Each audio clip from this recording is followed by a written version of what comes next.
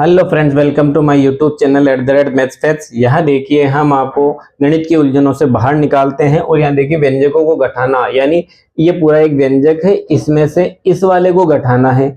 तो आपको यहाँ पे जो में से लिखा हुआ है, यहाँ पे आपको माइनस का चिन्ह लगा देना है। देखिए इसको हल करते हैं हम। 4l ऐसे कैसे लिख दिया, ये वाली आगे वाली संख्याओं को इस तरीके से हमने लिख दिया है। और में से जहां दिख रहा है वहां माइनस का चिन्ह लगाएंगे। और 3l और l minus 4m plus 5n, इस वाले कोष्टक वाली संख्याओं को भी ऐसे कैसे हमने लिख दिया है। अब आगे देखिए कोष्टक हल करते हैं। कोष्टक हल करने का मतलब ये है, कोष्टक के अंदर वाली सारी संख्याएं कोष्टक के बाहर वाली संख्याओं से गुणा हो जाती है। गुणा करने का सीधा सीधा तरीका ये है, संख्या को संख्या से, चिन्ह को चिन्ह से, और जो चर पद उसको चर पद से गुणा करना है। देखो यहाँ पे 4 है, यहाँ पे 10 है, 4 दाई 40, 40 तो ये हो गया। एल को एन से गुणा करते हैं तो ये एल एन हो जाता है। फिर प्लस को माइनस से गुणा किया, माइनस 4 × 12, एल को एम से गुणा किया, एल एम हो जाता है। फिर प्लस का चिन्ह तो कोई इश्यू ही नहीं है, प्लस है, कैसे ऐसे क्या आएगा, 4 दूनी 8, एल को एल से गुणा किया तो ये एल की घात 2 बन जाएगा। अब देखिए यहाँ पे अगर आपको माइनस का चिन्ह दिख रहा है तो अंदर वाली सभी संख्याओं के चिन्ह उल्टे हो जाएंगे। उल्टे होने का मतलब है, पहले तो देखो 3 को गुणा किया तो 3 एकम 3, इसके पास प्लस था, ये तो माइनस कर देंगे।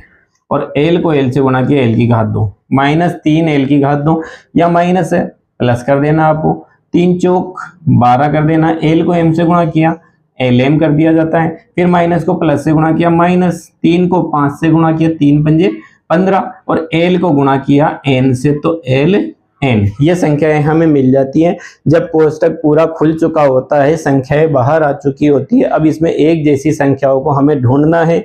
एक जैसी का मतलब है, अगर ये एल एन है तो इसके जैसा एल एन वाला होना चाहिए, एल एम है तो एल एम के जैसा होना चाहिए। तो सबसे पहले हम इसी को लेते हैं। ये 40 एल एन है, 40 एल एन ढूंढिए। ये एल एन है, ये 15 एल एन है, ये है प्लस का, ये है माइनस का।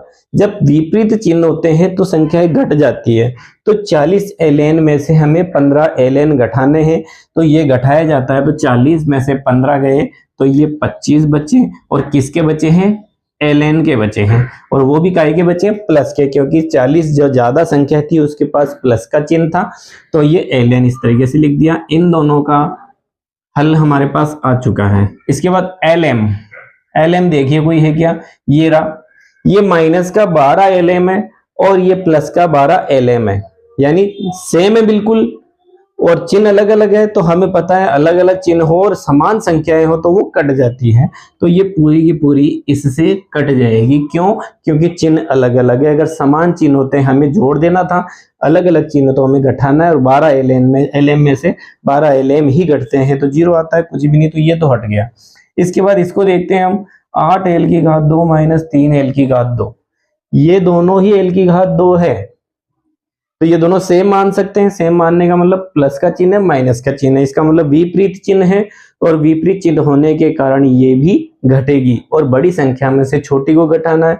तो 8 एल की घात 2 में से 3 एल की घात 2 घटाते हैं तो कितने एल की घात 2 बचेंगे, 5 एल की घटेगा। तो ये चिन्ह इससे और इससे गुणा हो जाएगा।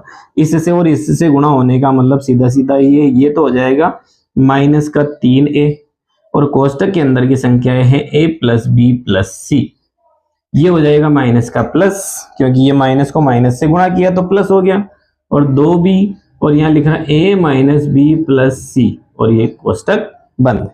आगे देखिए -4ac ऐसे कैसे लिखा हुआ है, 4bc भी ऐसे कैसे, और 4ca की घात 2 भी ऐसे। अब देखिए ये वाली संख्या इन कोष्टक वाली संख्याओं को गुणा करेगी तो चिन्ह बदलते जाएंगे। ये माइनस इस प्लस से गुणा किया, -3 एकम 3, a को a से गुणा किया, a की घात 2, माइनस को प्लस से गुणा किया, -3ab, 3ab, फिर माइनस को प्लस से गुणा किया, -3ac। आगे देखिए ये प्लस के हैं तो कोई दिक्कत ही नहीं है, चिन्ह वही चलेंगे अंदर वाले, पहले भी बता दिया था। तो प्लस 2b को a से गुणा किया तो 2ab, प्लस को माइनस से गुणा किया तो माइनस, और 2b की घात 2, और प्लस को प्लस से गुणा किया प्लस, और 2 बी सी, ये इससे गुणा हो गया तो ये आ जाता है। अब देखिए आगे, जब कोष्टक कंप्लीटली हल हो चुके हैं, खुल चुके हैं, तो हमें अब एक जैसी संख्याओं को ढूंढना है।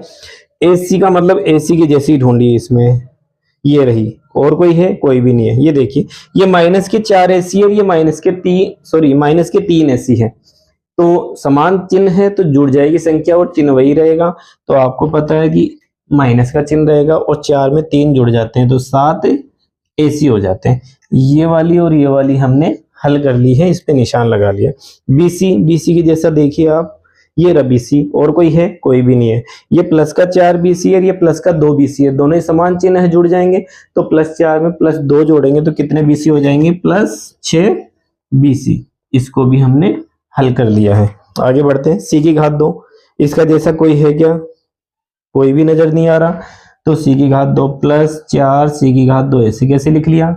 A की घात 2, इसका जैसा भी नहीं है कोई, तो ये भी ऐसे कैसे लिख दिया। इसके बाद AB, ये माइनस का 3 AB इसका जैसा ये रहा, तो ये माइनस का 3 AB और ये प्लस का 2 AB है, मतलब चिन्ह विपरीत है, विपरीत होने के कारण घट जाएंगे। 3 AB में से 2 AB घटाते हैं तो कितने AB बचेंगे? 1 AB, और 1 लिखा नहीं जाता है, केवल AB लिखा जाएगा, और वो भी किसका आएगा? चिन्ह, ये इसका बड़ी संख्या का चिन्ह जो है वो लिखा जाएगा। ये भी, ये वाली जो है ये हल हो चुकी है, ये भी, ये इसमें से ये घट गया और माइनस का AB बच गया। और देखिए कोई बच रहा है क्या इसमें? एक ये बच रहा है, ये अकेला है, इसको लिख दें आप। जब ये सब लिख लिया जाता है तो अब क्या करना? बड़ी वाली घात को आगे लिख देना है आपको। तो एक तो ये रहा -3, A पहले आता है इसलिए पहले वाली घात A वाली को पहले लिख दिया, फिर -2 B की घात 2 ये भी लिख दिया, फिर +4 C की घात 2 ये भी लिख दिया। इसके बाद देखिए लाइन से चलते हैं, -AB बचा हुआ है, फिर BC वाला 6 BC लिखा हुआ है हमारे पास, और माइनस का 7 AC लिखा हुआ है। जब इस तरीके से लिख दिया जाता है तो दोस्तों इसका आंसर हमें मिल जाता है।